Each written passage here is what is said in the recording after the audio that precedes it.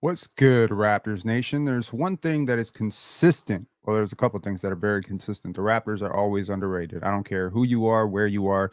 Unless the Raptors actually win a championship, every player on this team is pretty much underrated by the masses, by the media, by the American media consensus. And I'll tell you one really good reason for that. People don't watch this team. But as someone who has endured watching this team all year, I can tell you one thing. I was right. I think that this team is much better than people gave them credit for. The over under by Vegas on wins was set at 30. They're probably going to get there at 30, and consider all the things that had to go wrong for them to underachieve this badly.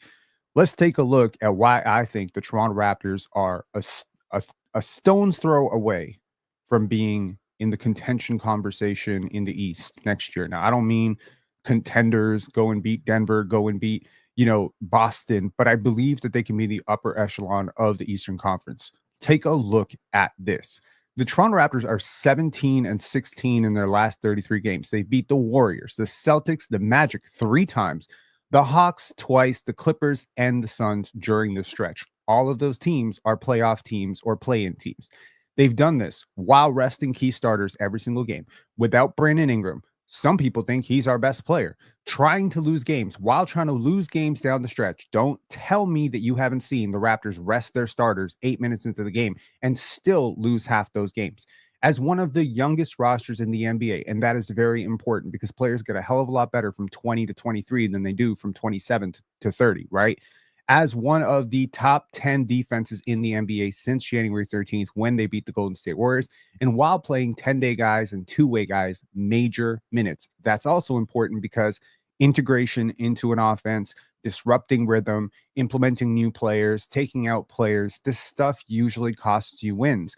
Don't even forget about the fact that the Raptors got here to their win-loss record while playing a very schemy, super trap aggressive defense, which burned them every step of the way. And the minute they stopped playing that way, they pretty much morphed into a top 10 defense without what some people would call their top point of attack defender in Davion Mitchell, who is currently, doing some good work over in Miami. So what would the Raptors record actually look like if they were trying down the stretch? There have been games like that Portland game. There have been so many games down the stretch where the Raptors are in it, and then they boom, pull the plug, and Philly fans are complaining. I've never seen Philly fans, Nets fans, Utah fans. Every forum is like, what are the Raptors doing? They should be fined. Well, if they should be fined, then you should put some respect on the Toronto Raptors for being 17 and 16 over the stretch that you think they're deliberately trying to lose games, because that's worth noting. The Raptors are the number 2 in the NBA. I believe they're number 3. I am mistaken in salary loss to injury in the NBA. We'll take a look at that list because it's a lot of losing teams. They should be a 13-win team, according to some people who thought they couldn't achieve 30 wins this year, but they're not. Ingram adds a wrinkle to this team that they don't have. He makes them bigger. He makes them more dynamic. He's also going to improve the spacing, and the Raptors have one of the worst spacing in the NBA. And I will point out that Brandon Ingram is one of the most consistently doubled players in the NBA. Players don't play around when Brandon Ingram catches the ball. And there's a reason for that, because he's not easy to stop one-on-one. If this dude gets the ball one-on-one, you're not doing anything. He has 7'3" wingspan. He's 6'9". He's shifty as hell. He decelerates like with the best of them. And that turnaround midi pull is crazy butter. And I feel like there's always these players that NBA players respect a little bit more than the media. And Brandon Ingram's talked about it while, he's kind of been buried and people don't talk about him enough. But the Raptors are talking about Brandon Ingram. They're talking about Brandon Ingram being one of their lead bucket getters next year. And I will tell you that, there's been these players throughout NBA history. Allen Iverson, that's 1. Joe Johnson, that's 2. Carmelo Anthony, that's 3. Where players respect them very differently than the media does. The media may not respect BI, but I'll tell you what, this guy was compared to Kevin freaking Durant for a reason. He was an all-star for a reason. And I believe that even right now, as the Raptors continue to say that he is not playing because he's too injured, it's an ankle sprain, bro. It's an ankle sprain. He didn't break his leg. So he is fully comfortable playing right now. And the fact that he is not playing, right? The fact that he's not playing right now should tell you that they're developing him. And yes, the team that developed Jakob Poeltl, the team that developed, is currently trying to develop Chris Boucher. Yes, you better believe that they're trying to develop a 27-year-old former All-Star who does have some holes in his game. I think they're going to make him more efficient, which he's never really been. I think they're going to work with him extensively on his off-ball awareness, which he's never really had very much of. And quite frankly, I think they're going to put him in a system that is going to allow him to thrive. Because you know what? There's this thing where, you can do what you want with players like Ochai, and you can do what you want with Grady Dick and Jacoby Walter, but BI is a different animal. He is a different level, different class of player. No disrespect to anybody else that I'm talking about here, but I think we can all agree that BI is a certified NBA bucket getter, and the Raptors haven't had one of those since Kawhi Leonard. So consider all of it. Who are you scared of in the Eastern Conference right now, apart from Cleveland and Boston? And even one of those teams has some question marks. The Pistons are fine. They are a very good young team. They are massively over exceeding expectations based on their defense. There's a lot of underrated players on the Pistons we can definitely talk about if people want to call in. I'll drop the link in the description. Link is in the description to call in. I'm going to drop it in the chat right now as well. If you want to call in and talk about this, tell me I'm crazy. That's all good. But the Pistons have done a good job. And a lot of people think it's just Cade Cunningham. Cade Cunningham has been very, very good this year, but it has also been Isaiah Stewart. It's also been Asar Thompson. It's also been, the work of Malik Beasley. It's been a lot of players on that team that are massively over exceeding expectations. And I think, that's a credit to Bernie Bickerstaff and the coaching staff. And the Pistons are good. The Hawks are young. And when they get Jalen Johnson back and Zachary Risache a year older, I mean, maybe they could be a really fun team. The Bulls have been on a tear. They have beat they beat the brakes off of some really good teams. They beat the Denver Nuggets. They beat the Los Angeles Lakers by 31 points. Josh Giddey's balling. Matas Buzelis looks like he might be a real thing. Patrick Williams still looks like a bum. But, Kobe White, back-to-back Eastern Conference Player of the Week. So, the Bulls are vibing. The Bulls are good, okay? Like, I respect the Bulls. The Magic, they could be in the mix too. Paolo is, after a very disastrous he had a really hot start to the season, comes back from that injury. He looks washed as hell. He looks like a bum. And then, since the All-Star break, I would say Paolo has been balling he's been balling like an All-Star. So Paolo looks good. Let's see what they look like with Jalen Suggs back. I can't tell you I'm super scared of that team, but I can't tell you I'm overlooking them either. And you could put the Heat in the mix as well. Bam, Khalil Ware has popped for them. Maybe Jaime Jaquez has a bounce back in year 3. I don't know. Nikola Jovic is, one of my favorite young players. So we'll see that. But look at the Celtics, $6.1 billion sale. And guess who bought him? It's a hedge fund guy. He's not in it to lose money. He's in it to flip this team for $10 billion in a decade. And they're not trying to lose money every single year. They have the highest payroll in NBA history. So they will look to strip away pieces on that team. And I don't know how high you are on the rest of the Celtics. Obviously, Jason Tatum ain't going nowhere. But Jaylen Brown could be on the move. Drew Holiday could be on the move. Derek White could be on the move. Al Horford could be, just stepping off the hill. Kristaps Porzingis could be on the move. And it's like, how much do you trust Luke Cornett? Sam Hauser costs them $80 million a year. You think they're keeping Sam Hauser? Again, they may not get much worse, but I do know one thing. They're probably not going to be better next year. The Pacers.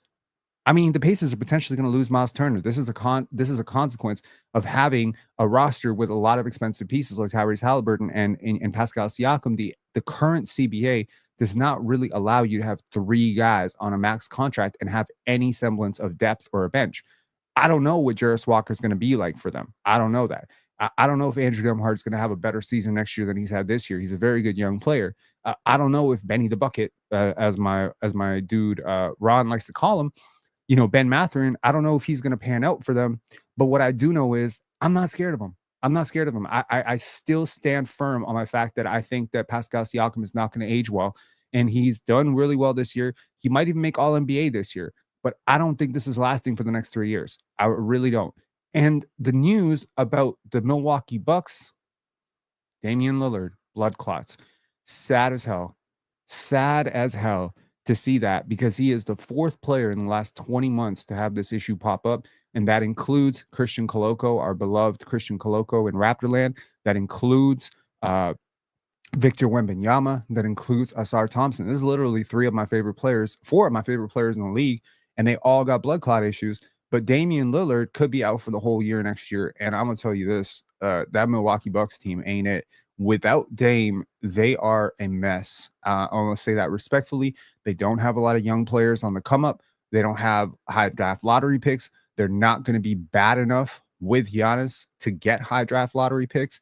And I'm concerned about Giannis going forward because I don't think he's going to be a player that ages super well. He's added the midi pull up this year, but until he gets out to the 3-point line and stretches the floor, I'm not sure that that twitch athleticism, when it goes away, that he's going to be even close to as effective as an MVP caliber candidate. And he's going to need to be basically the greatest MVP of all time to carry that roster to a title next year. Okay. And then let's not even talk about the Sixers. Okay. Yes, I am secretly, burning friggin' voodoo dolls and praying to God that they miss out on their top 6 pick this year and that it conveys to OKC, because I just think it'd be better for the prospect and better for the Raptors. But ultimately, we got to talk about the Sixers. Paul George, that contract's aging like milk. And I thought it was a good deal when they signed it. I am sadly mistaken. Joel Embiid, one of the best players in the league, could be medically retiring.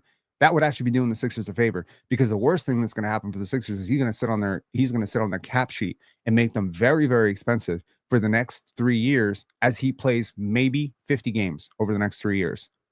I don't know. I don't know about the Sixers. And of course, all of this changes if they get a top 2 pick. Wink, wink, Adam Silver. But, I don't think they deserve one. I'm going to be honest. I don't think they deserve one. Nick Nurse is going to get fired, I'm pretty sure. So that'll help. But I just, Jared McCain's pretty good. Tyrese Maxey's pretty good. But I'm not seeing the pieces to contend without Joel Embiid. Okay. Even if they do luck out and get Cooper Flag, I don't think they contend next year. I don't think Cooper Flag is as NBA ready as some people think he is. But if they do get Cooper Flag, obviously that changes the equation completely. I'll sing a different tune next year.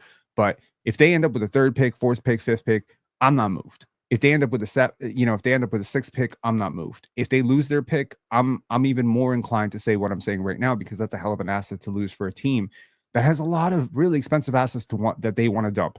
So I'm not saying it's an easy path, and it will require the Raptors to make some aggressive moves, hit on the draft, hit on their development. But there's a chance to get to the second round next year and push 50 wins. And I don't think I'm going to be surprised at all when it happens.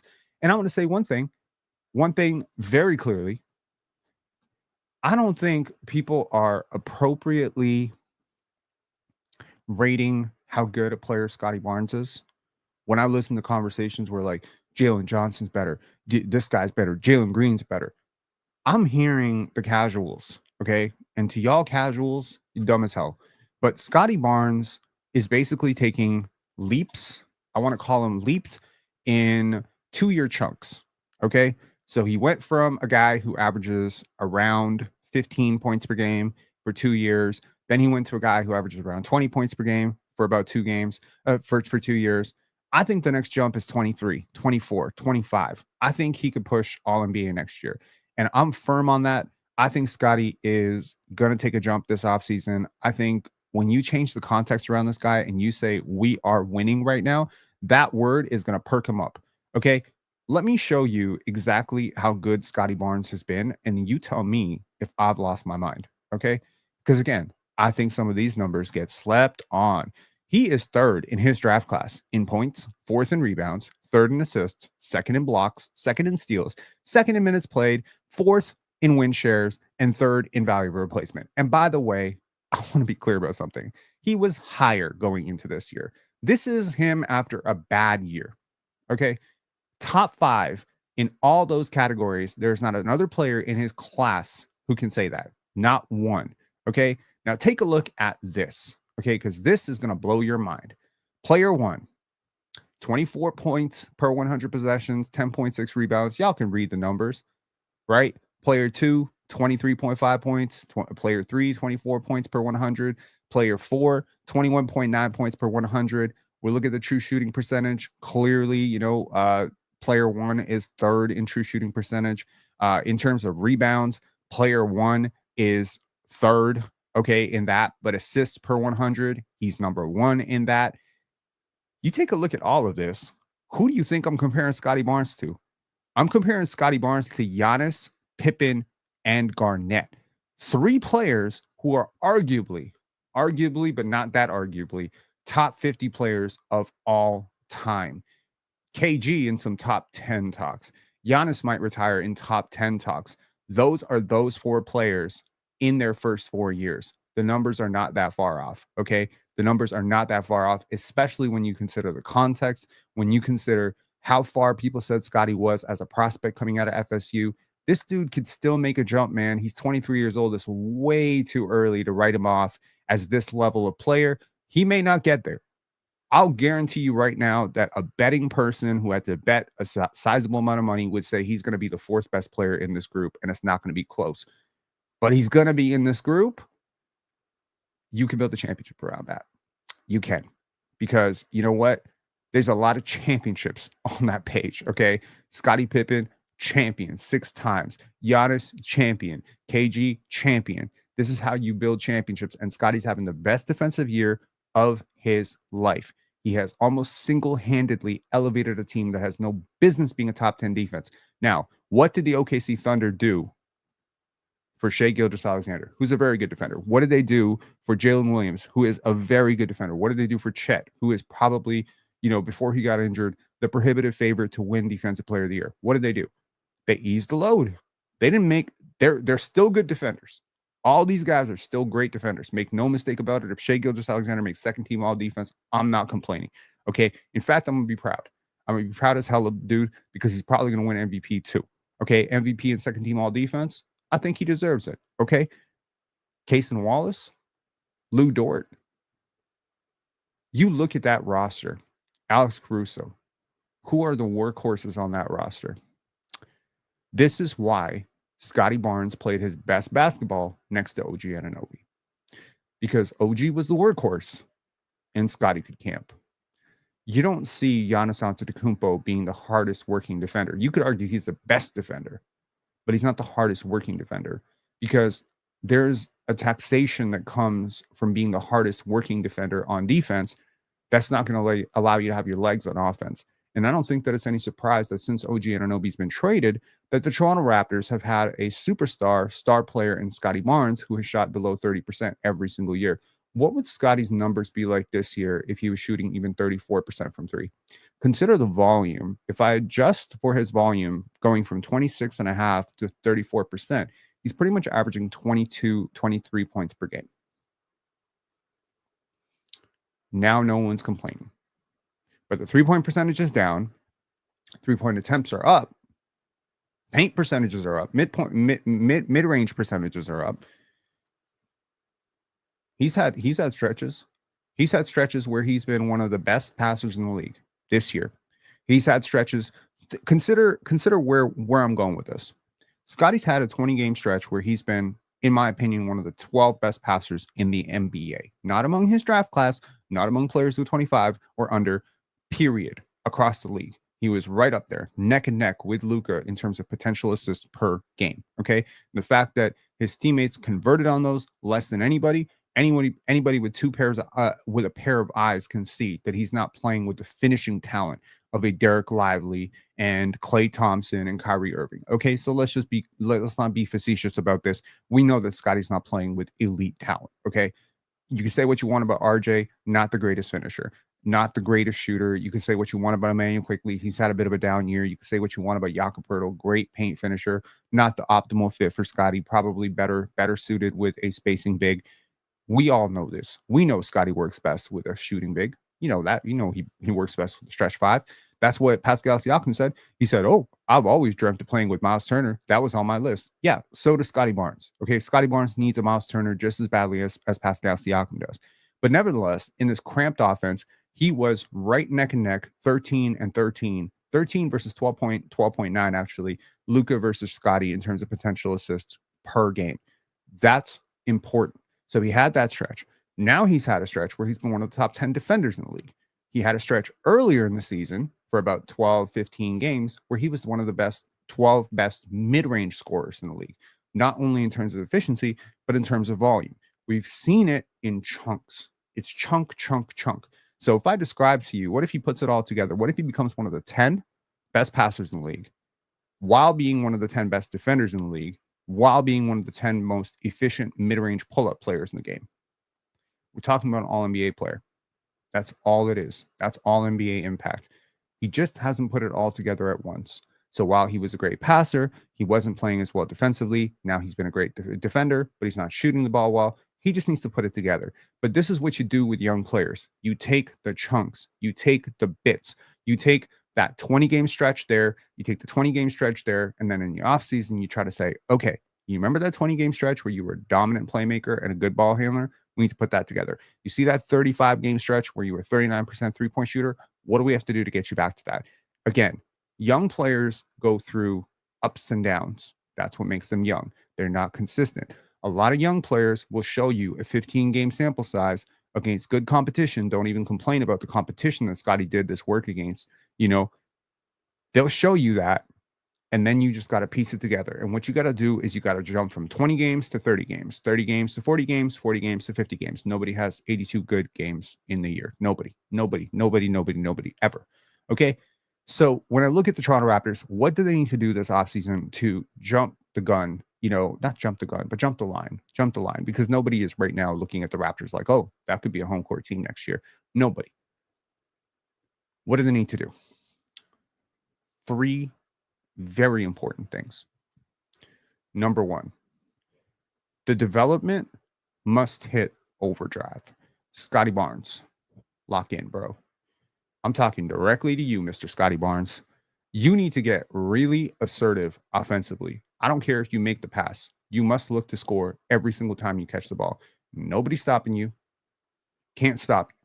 Too big, too long, too strong. Get to the bucket. Get to the line. We are seeing Scottie Barnes have the highest free throw rate of his career. Double it. You need to get so much better at getting to the line because you can. Number 2, Mr. Scottie Barnes, talking to you. You must demand touches. I don't want to see no camping in the corner because BI is here. I don't want to see no camping in the corner because RJ's cooking. No, you must demand the basketball, and you must continue to demand the basketball. I need you to get way more measured with how you control the game. Look at the best players of all time. Look at the best players in the NBA right now. What is the one thing that consistently defines their greatness? Pace. Every great player plays with pace. They control the pace. You, my friend, are the best passer on your team. You are the best defender on your team. You must know that. So that does not mean that you must become a ball hog and start hogging up possessions because you're not nice like that yet. But I will say this. When it comes down to key stretches of the game, there ain't nobody better at organizing the offense than you, potentially. Far too often, I see Scottie Barnes rush shots. I see Scottie Barnes being passive. I see Scottie Barnes taking, shots that really you don't need to be taking. I see you deferring way too often to players you have no business deferring to. Nah, you need to lock in, get with BI in the gym, get that, that real killer mentality. And you know what? I think you're a better player than Brandon Ingram, for real. I do. I think you're more physically imposing. I think you have a chance to be a much, much better finisher. And I do think that there is a world next year in which you can both be all-stars. And that's a scary world for the Eastern Conference. The second, the other part of this specifically is that, there's been a lot of growth in Scottie's game that I feel like people don't give credit to. How much he's grown as a leader is very important. Now, I'll tell you something. I followed Kevin Durant's career from high school all the way to college, all the way through the pros. I followed him from Seattle to OKC, from OKC to Golden State. And I never turned on this guy once. I've never done it. But in watching him as much as I did, I acknowledged one thing, that there was this thing that I was hoping that would happen for KD that never happened. He never quite became the guy who believed that he was responsible for his teammates. Great teammate. Anyone who's ever played with KD will tell you, awesome dude, love hanging out with him, always consistent, always on time, great worker, all that stuff. But he suffers from a little bit of that Pascal Siakam thing. And I know, it might be disrespectful to put KD and Pascal Siakam talks, but I'm speaking only as leaders, where they kind of feel like, I'm doing my work, you're not doing your work, that's your problem. And no, it's not, because every great player who wins championships as a dog, as a number one, whether that be Michael, whether that be LeBron, whether that be Kobe, or whether that's soon to be Shea, knows that what happens in this locker room is above all else my responsibility. If my coach ain't calling it out, doesn't matter. I got to call it out. My coach doesn't want to have the conversation. I got to have the conversation, because what every great team does is they police themselves. Okay. Every great team polices themselves. Great teams are led by players, not coaches, at the professional level. Okay. At the professional level, great teams are led by stars. And when your star player is your hardest working player, your most vocal player, your best communicator, that's what leads to winning. You want any example? Toronto Raptor fans, go look at Kyle Lowry. That's your communicator. That's your organizer. That's the guy who's going to have the tough talk. Yeah, he's not very sociable. He's not very approachable early on in his career, but he grew into that. And as he grew into that, the Raptors grew around him. And that is very, very important to realize, that Scottie Barnes' growth in this area is very underrated. And I do believe, Brandon Ingram consistently saying he's the guy that everybody listens to. He's the voice. Perfect. That's what you need. Okay. That's what you need. Okay. Let me continue on down the line of what the Raptors need. Jacoby Walter. Now, I know a lot about Jacoby. Thank God. But I'm going to say this. Jacoby has a chance to exceed what you think is possible for Jacoby Walter. Okay? Jacoby Walter has a chance, in my opinion, in my humble opinion, I think Jacoby Walter has a chance to be a high rotation player on a winning team within 3 years. This is a dude who works hard. This is the dude who's very committed. This is a dude who's two-way. He's multi-positional as hell. I think he can guard ones, twos, and threes. I think he's a lottery talent. The jump shot has not come yet. That's not something that worries me, because I see him shooting and I see that form, and that is exactly what translates. I see his drive, his competitiveness, his dog, his ability to get into the paint. What do we talk about with Dylan Harper? What are we talking about with these guys in the draft? How often can you get a paint touch? Jacoby get a paint touch anytime he wants. Go watch him in the G League. Anytime he wants, boom, shake, shimmy, boom, in the paint. What he needs to do is he needs to grow as a playmaker, number one, because I want to see Jacoby eventually morph into a combo guard as opposed to a combo wing. I want to see him grow into that Cason Wallace type of role. I don't think he's ever going to be the defender Cason Wallace is, but he can get really good as a defender with that 6'10 reach and that twitchy, bursty lateral quickness. I think Jacoby could be great. Okay. And I think that this is a fundamental building piece for this team going forward. I don't think he's going anywhere. I don't care who you shop this offseason. You better not let me hear that you're shopping Jacoby Walter, because that dude is a staple for this team going forward. I think BI is taking a great liking to him. I think Scottie's taking a key liking to him. And there's a reason for that. He's humble as hell. He's quiet. He does his work. He's an assassin. Okay. And I want to see him get up to 20 to 25 minutes next year. I don't know who he has to bump in the lineup to get there, but he deserves it. Okay. I want to say this as well. Jamal Shed. I feel like the backup point guard spot is secure with Jamal Shed. Reads the court just about as well as any player on this team. He's a really competitive dude. I think his athleticism is hella underrated. I think he needs to get a lot better as a shooter, but we've seen progression in that regard. And he's a better three-point shooter in the NBA than he was in college at any point in college. Not 1 year, not 2 years, all years. He's a better three-point shooter in the NBA. That's considering higher competition. That's including a 2-step back or 2-foot back line. So from greater distance against better competition, often playing against starters, he's a better three-point shooter. What does that tell you? That tells me he's a worker.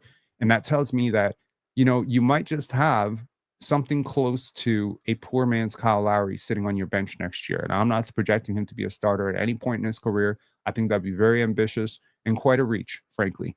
I am just very blown away by his ability to do what he's done so far.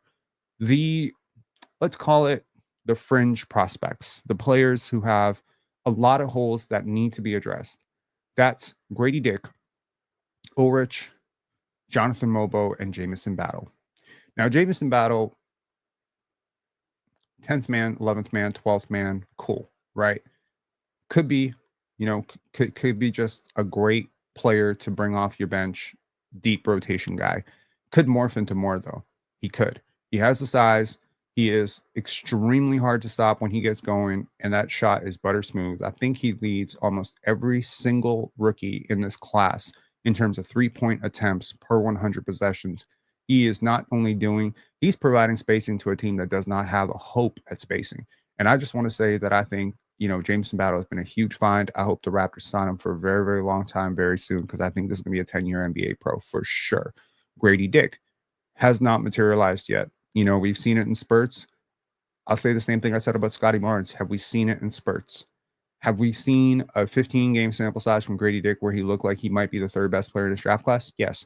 Have we seen a 50-game sample size where Grady Dick looks like he might not have been a first-round pick in a redraft? Yes, we've seen that too. But what we have consistently seen from Grady is that he's intelligent, that he moves without the basketball, and that he can fit into a lot of different roles. There is hopefully a plan to put him into more prime ball handling duties because I do think that his passing is underrated as a big playmaker. I do want to see him play in the summer league. I know he won't, but I hope he does because I think he could use it, honestly. I need to see him get stronger. It's the same thing with Jacoby. They need to get stronger. I think part of Grady's shot being less effective in the NBA level just comes down to strength. I just don't think he's very strong. And I think he needs to lock in, get in the gym, and get a lot stronger because year 3, pretty much, I need to see a jump from Grady. And he is unironically one of the players that I could look at trading this offseason if I'm not seeing the progression that I need to see from Grady Dick. Okay, I'm gonna be honest. Like, we get really attached to these guys, but you know what? The truth is, once they're off your team, you don't even want them back. That's the truth, right? You get real attached to Christian Coloco. I got real attached to Christian Coloco, and right now I'm looking at it. Would I really, really, really want Christian Coloco back after watching him with the Lakers? Yeah, I could see it, but he's still a negative on offense. I just You know what I mean? Like, once they're off your team, you start to think of them a little bit differently.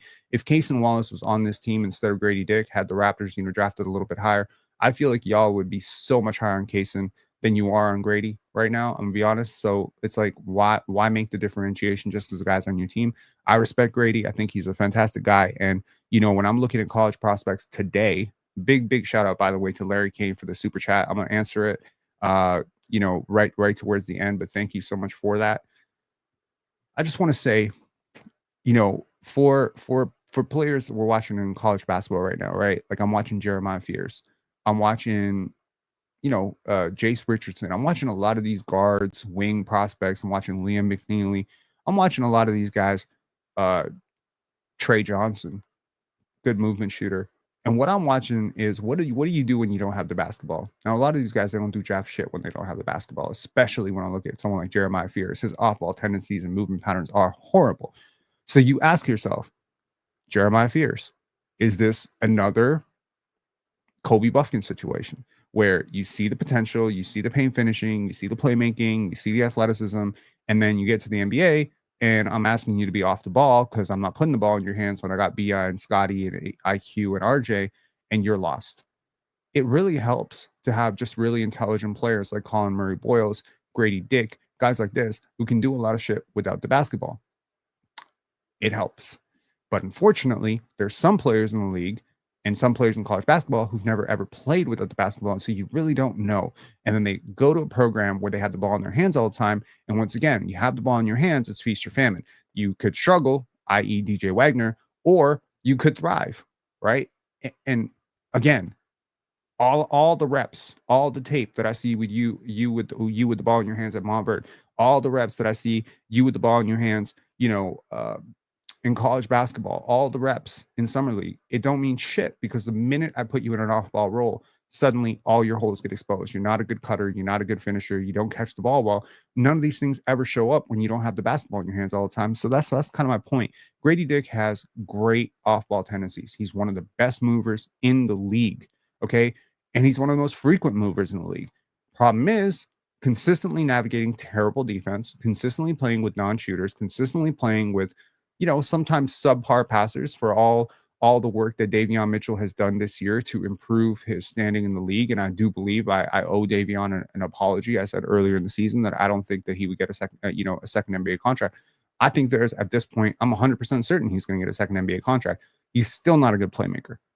Not even close. He's not a good playmaker. Apart from that pick and roll that he used to run with Jakob Poeltl, he is lost all the time. He gets into the air, picks up his dribble way too soon. He just doesn't process the court well. So playing with elite playmakers and BI plus Scottie is an elite playmaking duo. And they're also two guys who get doubled a lot. Grady Dick is very important, but a fully realized version of Grady Dick that can hold his own defensively is a cheat code on this team. Is a guy who's going to thrive a lot, and I do think that we need that from Grady. In terms of in terms of Ochai, Ulrich, Jonathan Mobo. Look, man, I don't know where I stand on any of these players right now, other than I love their athleticism. All three of them, they're athletes.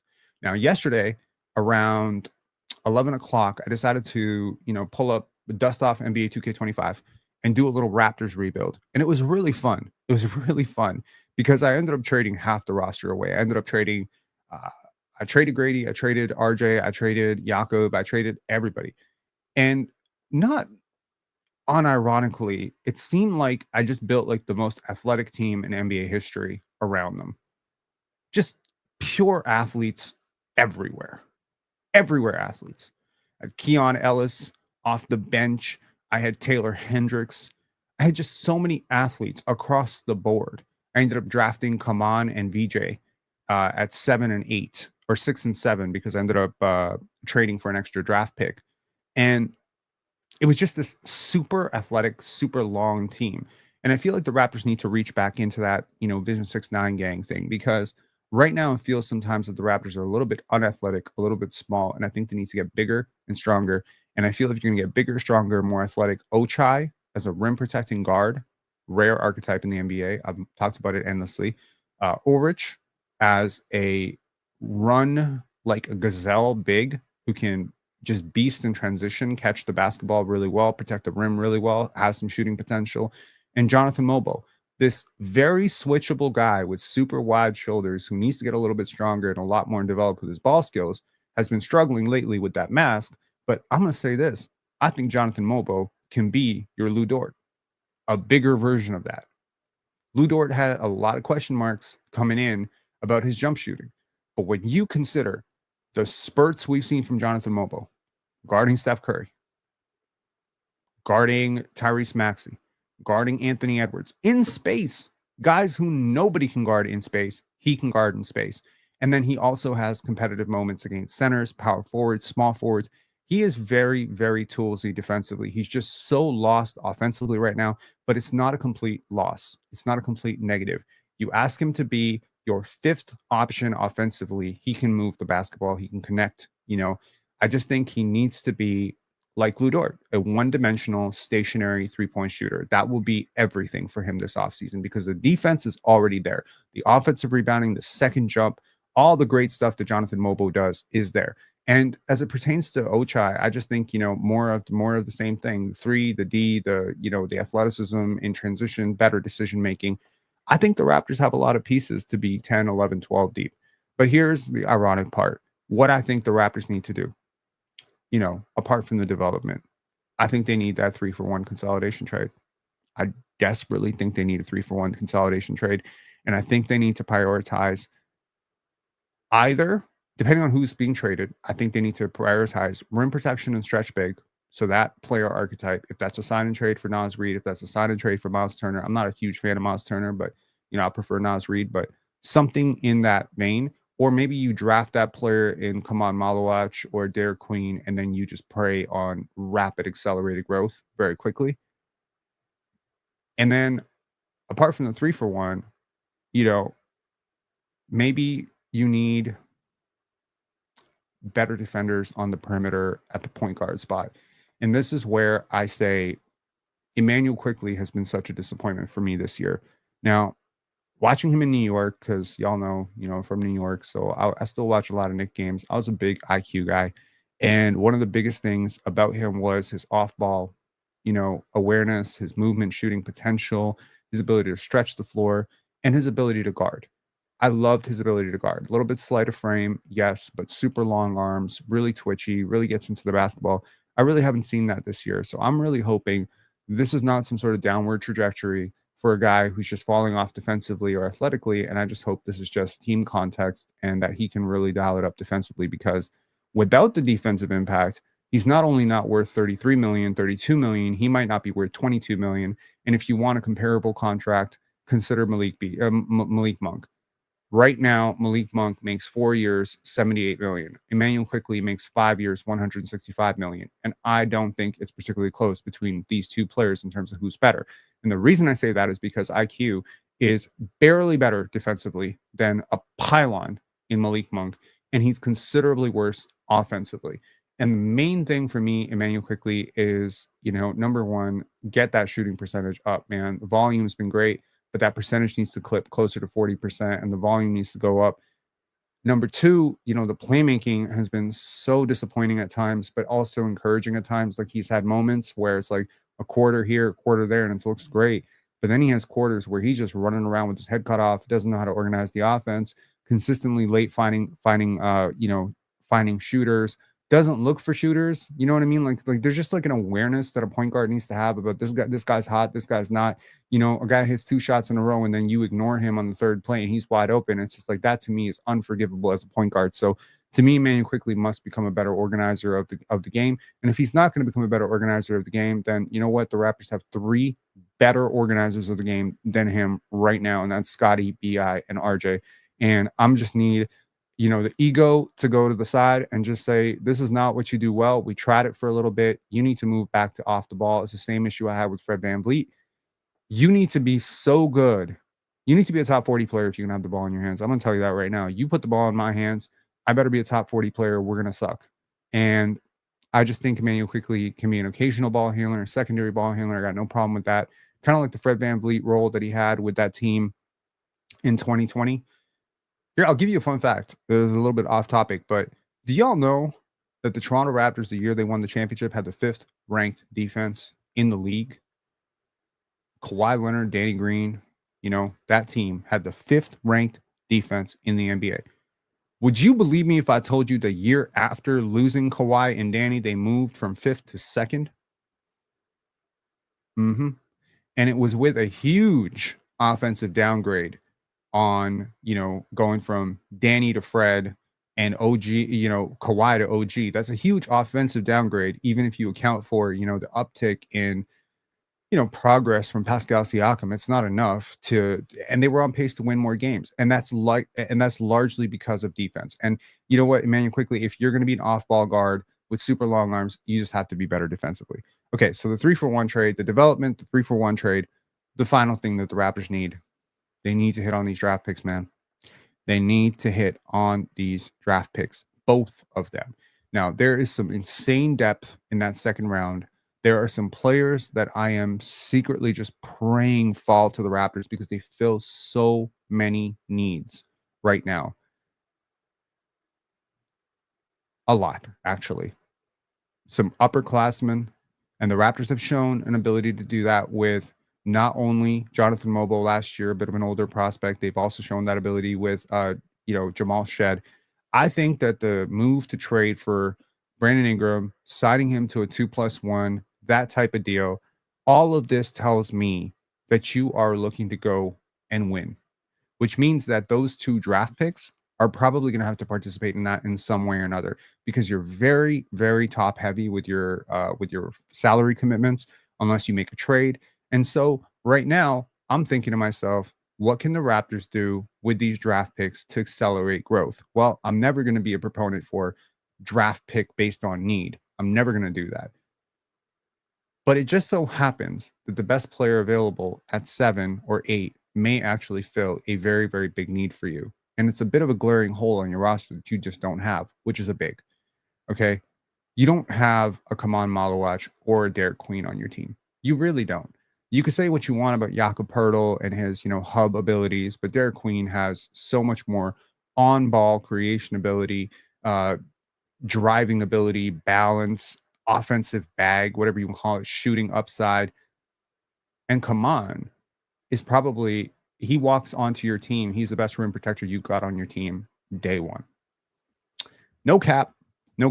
What he does defensively is not something that I've ever seen fail at the NBA level, unless the offense just completely tanks.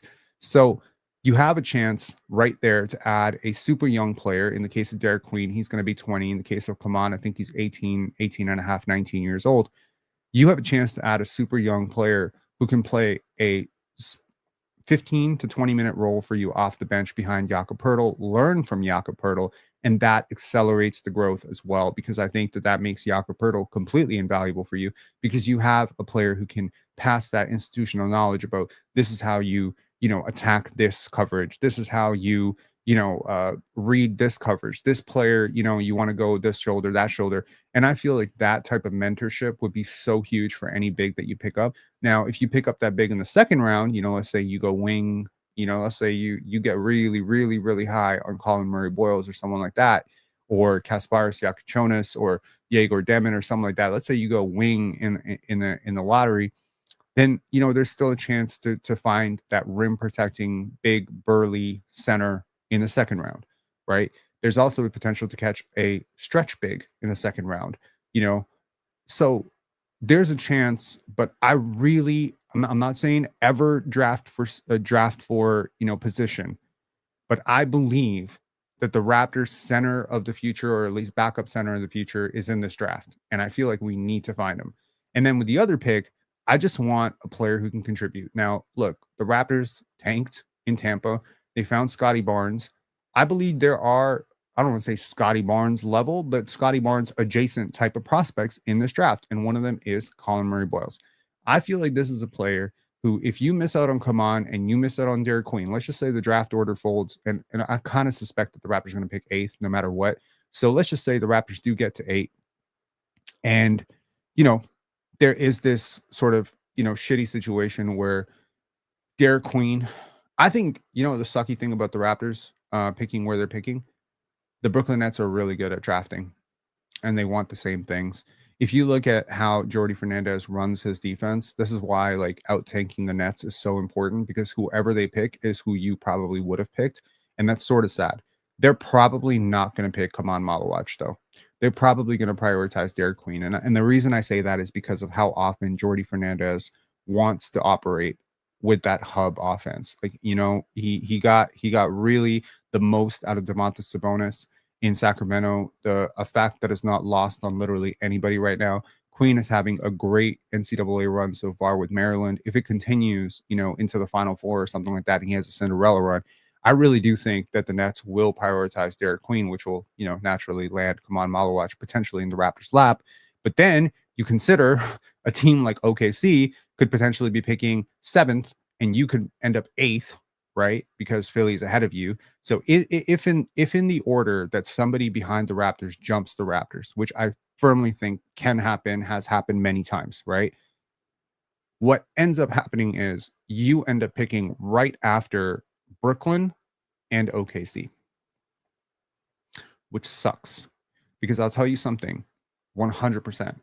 If OKC was picking ahead of Toronto in 2021, you wouldn't have gotten Scottie Barnes. It kind of sucks from this perspective, because that means that the Raptors are going to be the last dog at the bowl. So I'm really hoping that the Raptors get up to 4, 3, 2, or 1, so they can just pick ahead of those teams. Washington is also getting better at picking. There are a lot of teams that prioritize the same shit that the Raptors do. I want to tell you, yesterday when I ran the NBA 2K25 sim, Orlando missed the playoffs because they lost in the play-in, ended up jumping to number 1 to get the number 1 overall pick, and they picked Cooper Flag. That sucked. That sucked so bad. So I don't know. It really matters who's picking ahead of you. Obviously, the top 3, top 4 is going to be what it's going to be. It's going to be a consensus mock, but 5, 6, 7, 8, it's really going to be subjective, and it's going to be based on the teams. And I believe that Derek Queen is going to fit in very well with what Brooklyn does. And I believe that OKC and Brooklyn are stupidly hard teams to pick after, because they don't miss very often in the draft. And, the Raptors found that out firsthand. We needed Cason Wallace more than anything.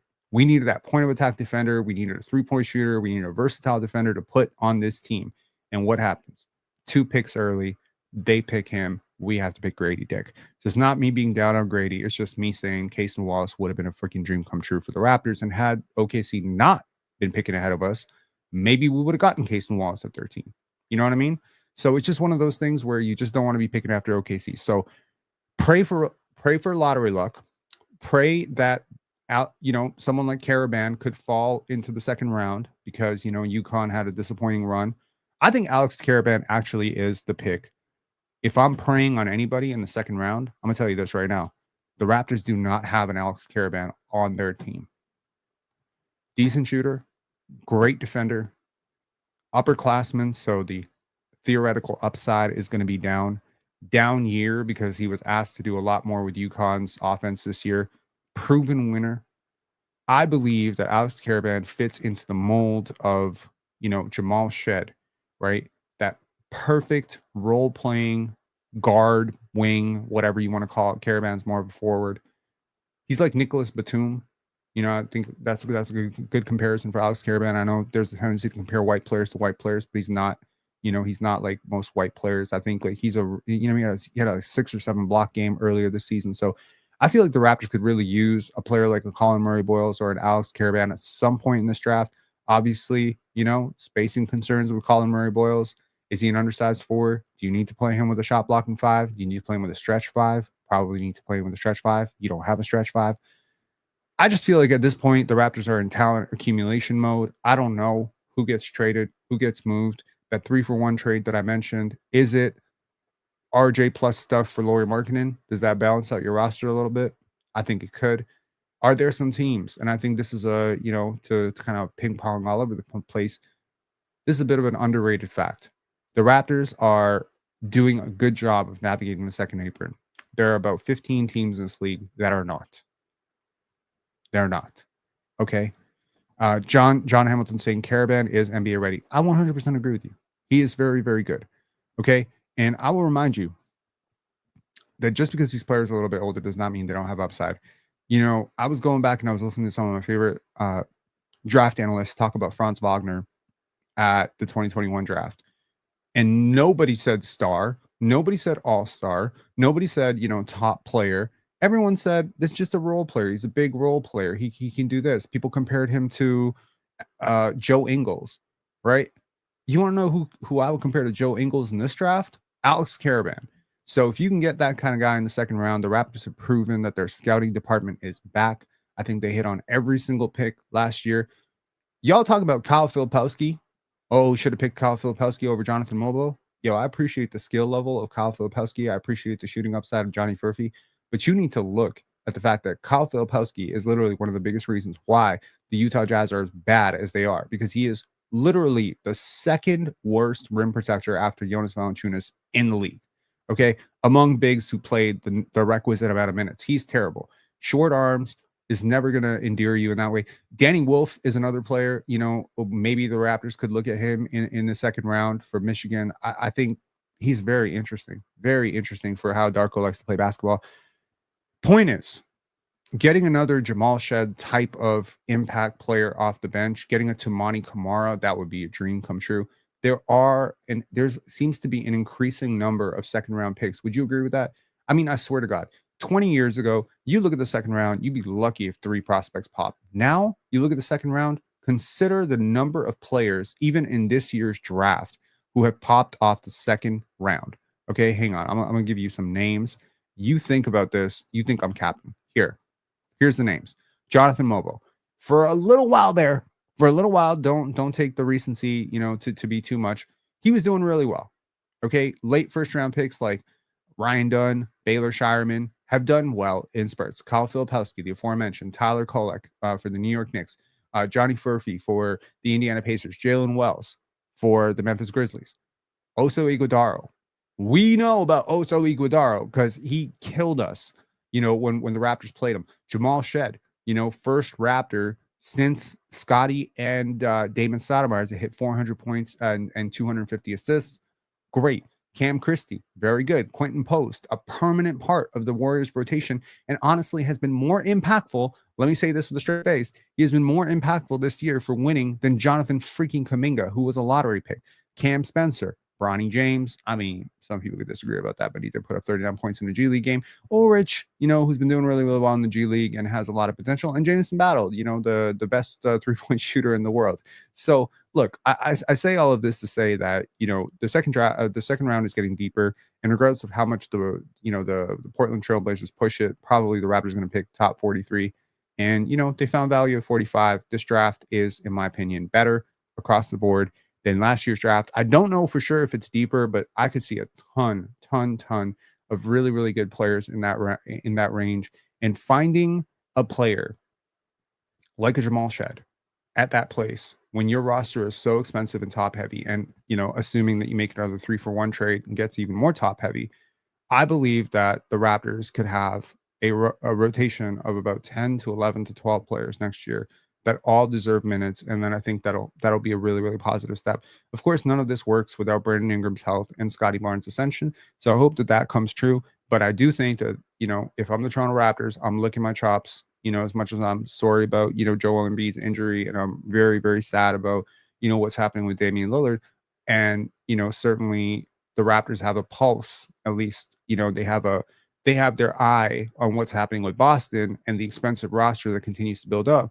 I do believe very sincerely that the Raptors are probably looking at this and saying, what if? What if we pushed? Right? Now, I have often said on this channel that I'm not wrong, I'm early. Now, I've been wrong a lot. Let me acknowledge that. Khalil Ware, Cade Cunningham. Maybe I was wrong about those players, right? There's just plenty. Shit. Let me think about this. How many players have I been wrong about? I've been wrong about a lot. There's certain players where I'm like really high on and they don't work out. Jonte Porter is the best signing in Raptors history. Oh, that was sucky. Thaddeus Young is a phenomenal veteran leader. Brandon Miller, I'm going to stay on that one. I'm still not completely sold on Brandon Miller, but whatever you say. Kessler is definitely one of them. Walker Kessler was a player that I was firmly wrong about. But then, hey, Peyton Watson was a player that I was very right about, right? Christian Brown was a player that I was wrong about. I docked them points for that one. David Roddy was a player I was wrong about. Another player I was very wrong about, AJ Griffin, who just medically retired or, I don't know, ethically retired from the NBA. And I was very, very high on Onyeka Okongwu, and I was surprised to find out that he's one of the bottom 5 rim protectors in the league this year. Jalen Suggs, nah, I don't think I'm wrong about that. Cade will haunt you forever. No, he won't. No, he will not. Because I have acknowledged my take on Cade, and look, I will say it till I'm blue in the face. The Pistons' success this year is not only about Cade Cunningham. No matter how much you want to say it, he still has plenty of issues. Keontae George, nope. You're always wrong about white players. Shape my head bias much. I acknowledge my bias when it comes to white players. I do. You would think that someone who looks like me would actually be pro white players, but I'm actually like so haunted by the Adam Morrisons of the world that I tend to dock white players. And but you know what? A lot of them are very busty. Like what the hell? Like they bust. I don't know. Busty's crazy. Wow. Pause. But I'm just saying, like a lot of them bust. I don't know. I don't know what it is. You know what partially it is? I secretly believe that since the NBA media is so white, that white players tend to get overrated. Am I wrong? Am I wrong? Am I wrong? I don't know. Scottie Barnes jokes. No, I was right about Scottie. I said he was 100% better than Jalen Suggs, and he has been 100% better than Jalen Suggs. Are you sweating? Nope. Nope. I am not sweating.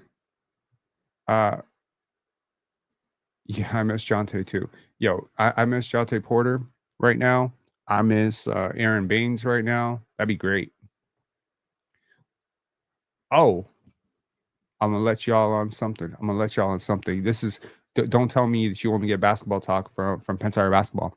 You also get skincare talk from Pensare Basketball. So lately, I mean, first of all, I'm in my mid 30s, right? Mid 30s, early 40s is typically when your skin starts to go to shit.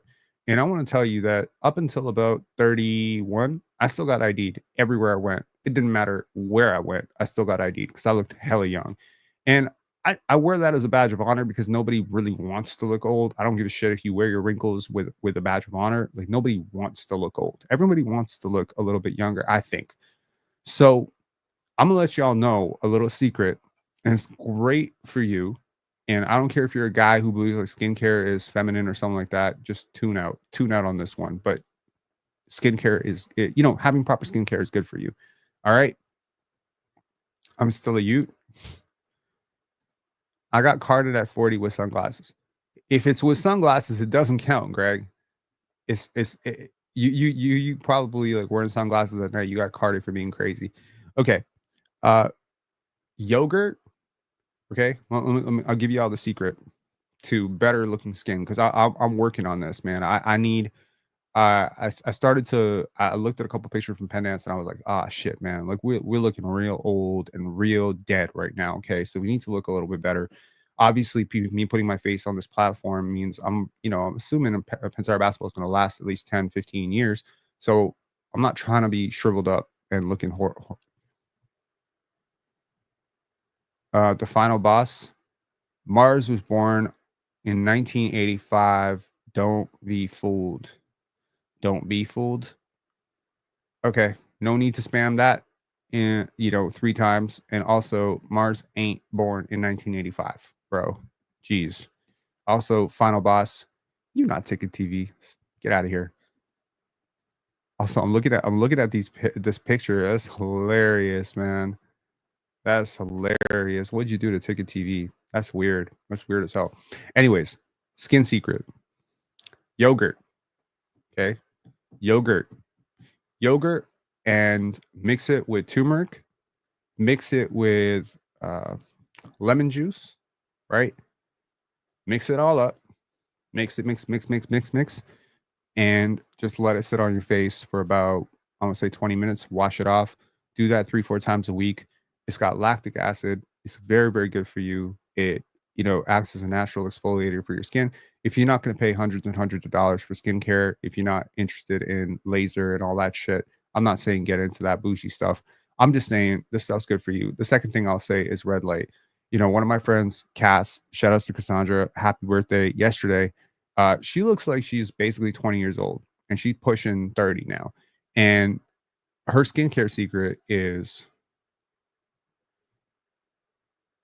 oh Lord, no, oil of Olay is not good for you, bro. That's not good for you.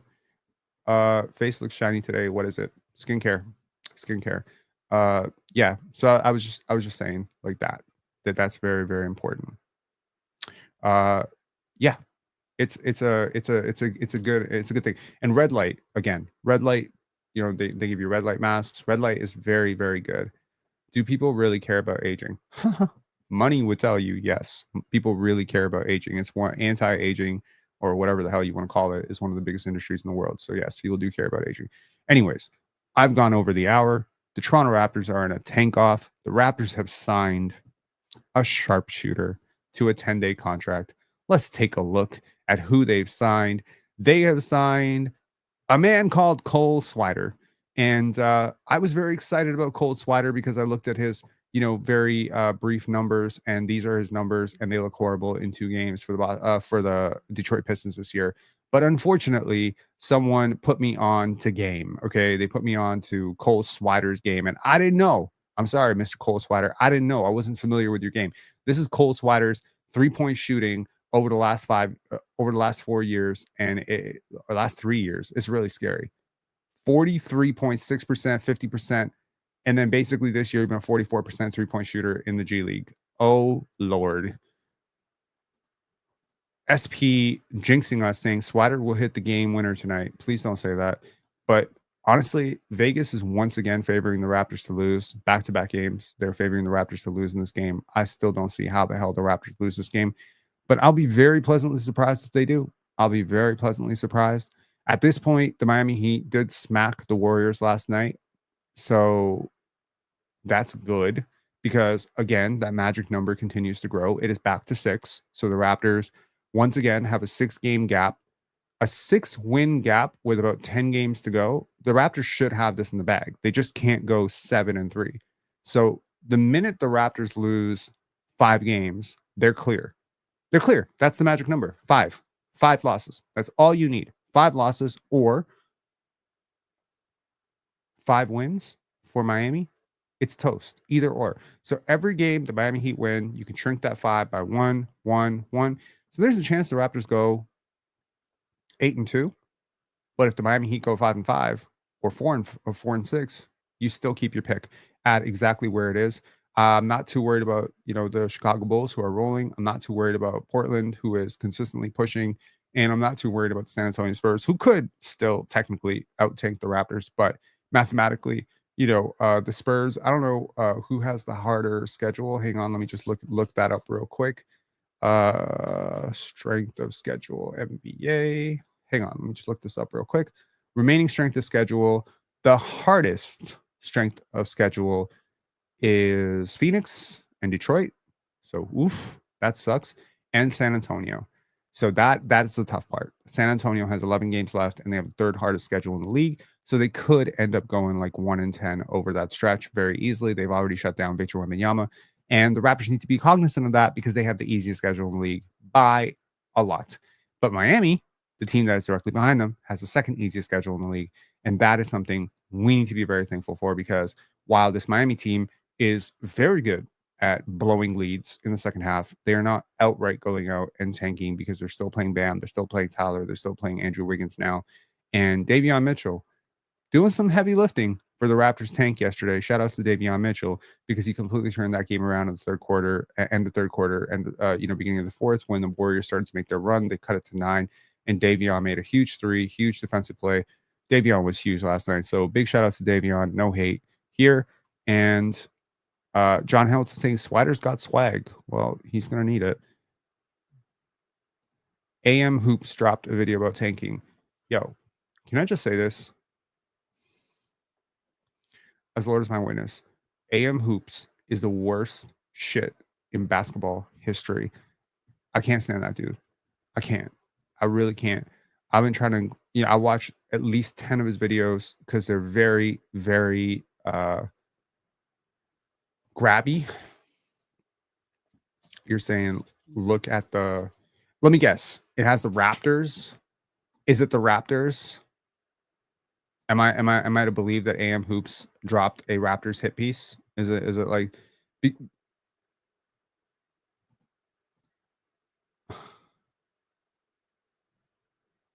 oh, that's hilarious. Shout outs, AM Hoops. I hope you write this shit into existence.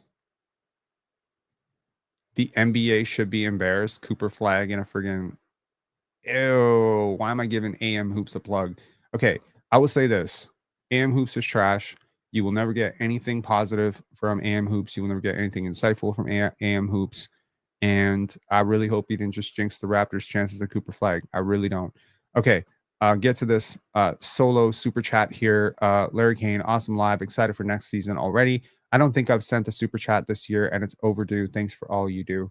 I appreciate you very, very much. I myself do not know if you have sent a super chat this year, but I know I can remember off of memory you've sent at least 12 to 13 throughout our channel's history. So I appreciate you as always to everyone, who chimes in, who donates. It's very, very helpful to us to keep the lights on. I'm actually very excited to just let y'all know that, there's a very, very powerful agent who reached out to me about getting this channel to the next level. Once in a while, that happens. I'm on the panel a lot. A lot of people watch the panel. So, they said like, hey, you want to take your channel to the next level financially? You want to take it, with sponsors? And I told them straight up, I'm like, I don't know if you want to hear this, but I'm not doing gambling sponsorships. So that's my one thing. And, he let me know. He's like, that's perfectly fine. We're willing to work with you anyway. So hopefully that materializes into, some dope sponsorships for this channel going forward. And that'll, really help accelerate some of that growth. I do also want to give a big shout out to y'all for subscribing. 12,400 subscribers. We finally got over that 12,400 mark. Let's see if by the draft we can make it 13,000. And I know this was my goal last season, but let's make it my goal this season. I'm going to step up my, channel content game this summer with all the, not G League, Summer League coverage with, hopefully all that stuff and the draft coverage going into the draft, doing the mock drafts and, all the big board shit after March Madness, before the draft, with the draft lottery, etc. So let's see if we can get to 20,000 by the end of this year. That would be great. And it also help that the Raptors will be a good team next year. And I really do believe that they will be. Alrighty. Nameless saying, I enjoyed your interview with the superfan. I like that too. Big shout out to Nat Bhatia. Very, very, very positive dude. And NBA 2K rebuilds as well. I did one yesterday. And I just wasn't happy with it. I think I did too many moves. Like I ended up making like 18, 19 different transactions. I didn't think that was very realistic. So I'm going to do another one. Maybe today. maybe before the game, just quickly, rebuild the whole thing. I think like I have the draft pretty much on lock. Like I really am starting to understand the first 45 to 50 prospects of this draft. There's still a couple that I need to do some film breakdowns on. I haven't seen a lot of Nolan Traore's tape this season, so I really am looking forward to watching them. But yes, I'm gonna definitely check that out. Greg with the super chat, coming into the clutch, said thanks for not selling out. Heart, appreciate you, man, as always.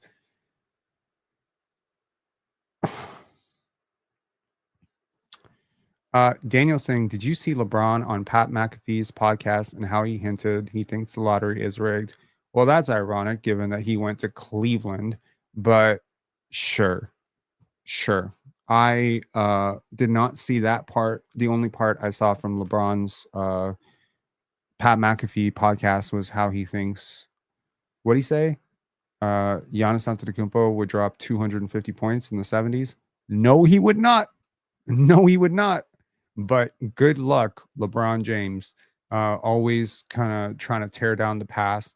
I'll say one thing, which I think, maybe it's been on my mind a little bit, and I'm glad you brought that up. Uh, I'll always appreciate Michael Jordan for not having to tear down Larry and not having to tear down, all the greats that came before him. Larry, Magic, Dr. J. Like he gave a lot of people a lot of love and a lot of respect. He didn't like say, I'm better than Kareem, I'm better than Wilt. He didn't say that, right? He competed hard. I don't think Kobe ever tore down the past, too much. Like I don't remember him putting himself in Dr. J comparisons. Just work, just work. Shea Gilgeous-Alexander gives a lot of love to the previous generation, although he did put Kobe over Michael and LeBron, which I thought was crazy, but nevertheless, Shea is Shea. I've never seen anyone consistently put down the past like LeBron does. LeBron and a whole bunch of casuals, and I know that it's all ego and self-centric, and LeBron's a great player, but sometimes people have to crawl so you can walk, and sometimes people have to walk so you can run. And I feel like LeBron James has been the beneficiary of a lot of growth that came before him. And I feel like if I had to I say this as someone who grew up in the 90s, the peak popularity of Michael Jordan, the peak interest in Michael Jordan eclipses any level of delusion that LeBron nut huggers have about how great LeBron is. At the height of Jordan's powers, he was must-watch TV for everyone in America and probably everyone in Canada. Michael Jordan was as like box office as box office gets. I think the amount that he grew the game, Kobe grew the game, AI grew the game, Vince grew the game. There's so many players who grew the game. Shaq grew the game. Only for LeBron to come in and act like it was all him. No, thank you, man. So I respect LeBron James, for what he's done for the NBA, how great a player he is. But let's not cap here. You're not the most popular player in your own generation. I believe Steph has that title. So, like on the one hand, he's putting Giannis in 250 points to say what? To say what? We all know that LeBron's way better than Giannis. We know that. Way better. So what's he really saying? Listen to a man's words. He's saying Giannis would score 250 so that he can say later on, I would have scored 300. That's LeBron James, man. He's always thinking on a different level. I'll talk to y'all later. Hopefully my face is not so shiny later because it's bothering my eyes as much as it's probably bothering yours. I'll talk to y'all later. W Skincare, W Raptors, W Scottie Barnes. Let's get it.